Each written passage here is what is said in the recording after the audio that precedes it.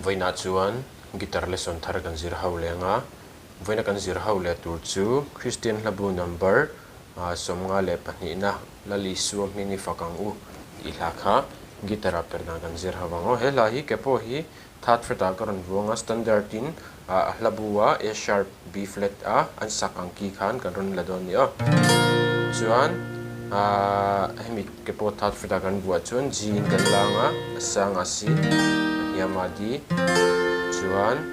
D7 B hi kan mang tel bokanga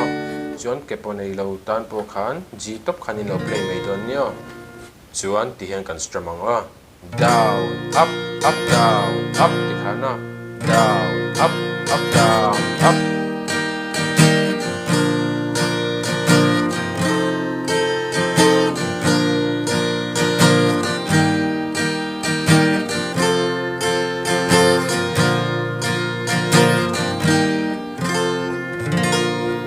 ti khan alapum pui ju kan strum anga chuan he hla hi arzo monsanga channel alink po hi karon danga description a hian khamina arzo monsanga na a cappella anga sakha khamine ha karon play mil dona